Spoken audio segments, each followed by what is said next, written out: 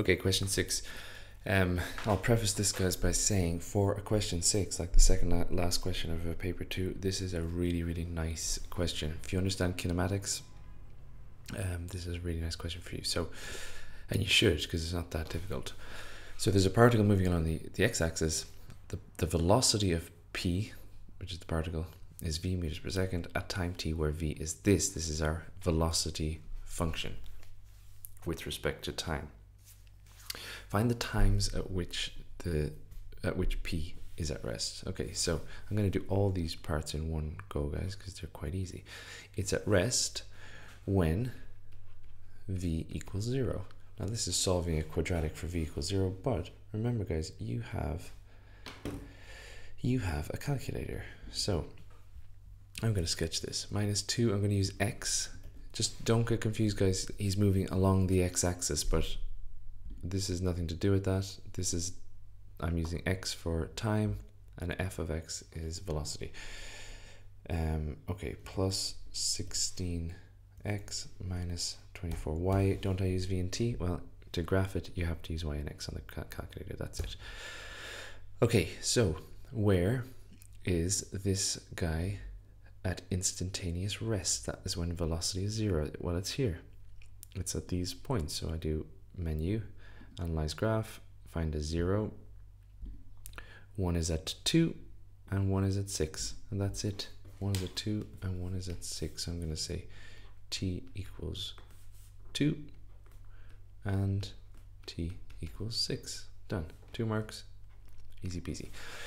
Find the magnitude of the particle's acceleration at 6 seconds.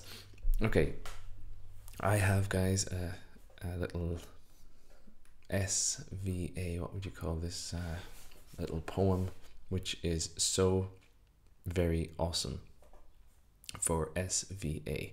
It's displacement, velocity, acceleration. So to get from velocity to acceleration, you differentiate, and to go backwards, you integrate. So to get from v to a, we differentiate. So we need to find dv dt at t is equal to 6.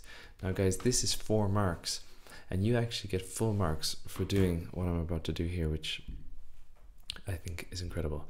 You go to menu, calculus, numerical derivative at a point. Now we can actually use t if you want, but it makes no difference. 6, the first derivative, yeah, so 6 is when t is 6. Press OK. dt of, and I just type in this function here, minus 2t squared plus 16t minus 24 equals, and it gives me minus 8. So this is minus 8. It says the magnitude of the acceleration, therefore magnitude equals 8. That's it, guys. 4 marks. Now you could differentiate this and set it equal to 0. If they want you to do that, they'll kind of either force you into it or tell you that you have to do it, but they don't say that here, so I can literally just use my calculator. Done. Part C. Find the greatest speed of p in the interval from 0 to 6. So the greatest speed, okay, let's be careful here. The greatest speed, let's look at this graph. So in the integral 0 to 6. Now I'm actually going to zoom out here. Menu, analyze graph, zoom out. Okay, I can already see the trick here, right? So, or the issue. He starts here, which means he's going backwards, negative velocity, and then he changes and starts going forwards. So he's going backwards up to here, then he goes forwards up to here, and then he goes backwards here. Well, actually, sorry, he stops at 6, so he stops at rest. So it's like this. He's going backwards for the first 2 seconds. Then he goes forwards. Well, then he goes forwards for the next 6 seconds.